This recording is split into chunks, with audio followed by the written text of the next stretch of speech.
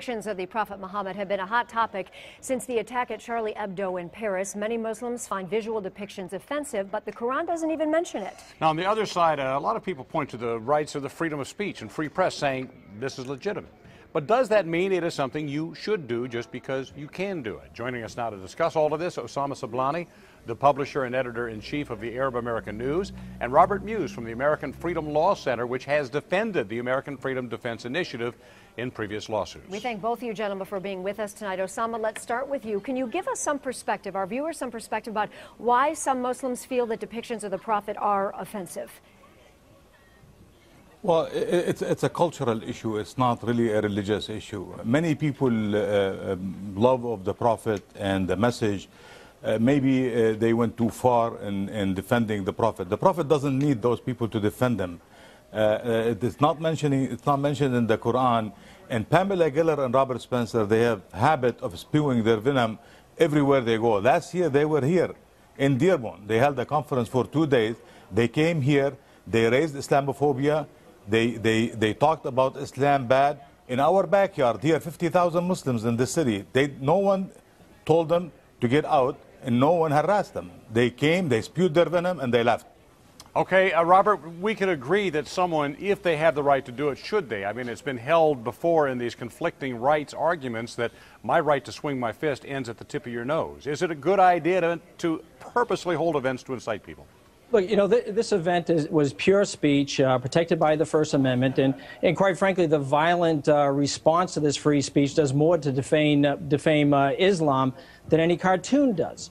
And so, you know, this is protected speech, and it needs to be protected. And bear in mind, this conference that Pamela Geller, this contest that she was sponsoring down in Texas, was in response to an event that was recently held, which was entitled Stand with the Prophet. And in that event, the sponsors promoted what they considered to be blasphemy laws, laws that would restrict speech that's critical of Islam. And there's no room for that under our Constitution.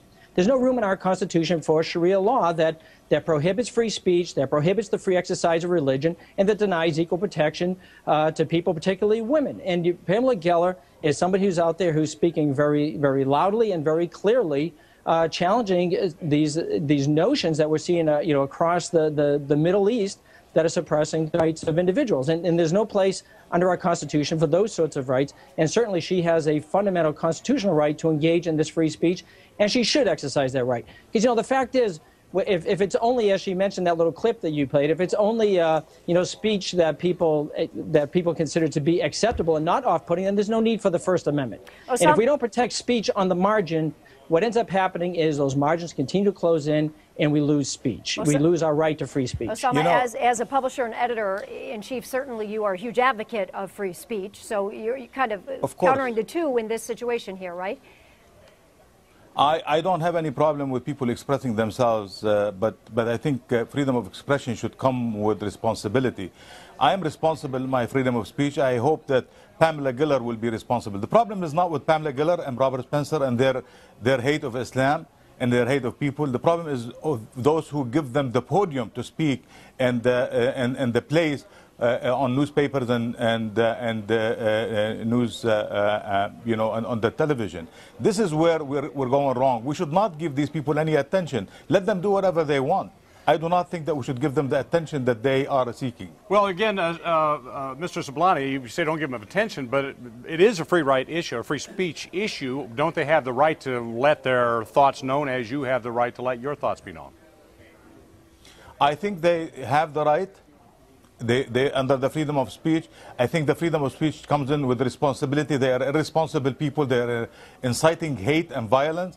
And I do not think that they should be given a chance to go to the podium and speak in front of public. So, Mr. Muse, in response to that, is there a responsibility to use that freedom? He's irresponsible right there, claiming that they incite hate and incite violence. They do no such thing. They are irresponsible, and we hope that we are responsible people, and we should stop those irresponsible people from spewing their venom in public, on television and newspapers. The proper response in our civilized Western society is when you don't like speech, it's not to engage in violence like we see in the Middle East and in certain cultures. It's more speech.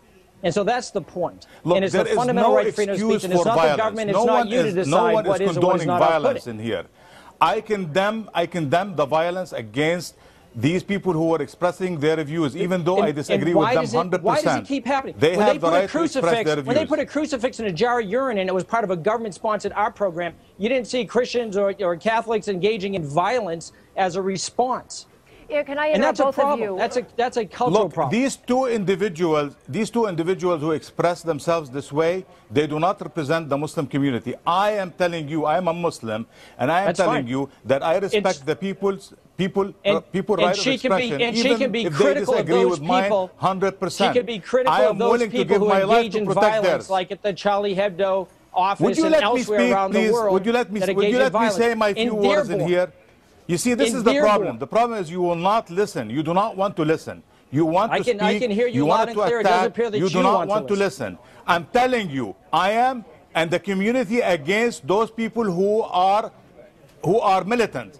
This is not an excuse for anyone to act violently against somebody else trying to express themselves. In 2012.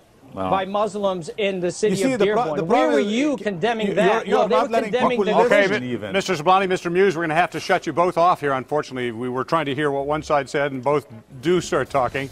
So we're not getting anywhere with that. What I'm trying to say, Stephen, in here is that the right of people to express themselves is granted under the Constitution. They don't need my permission. All right, on that note right there, so don't try to shut them down through violence or political correctness. Thank you for being with us today. Still ahead.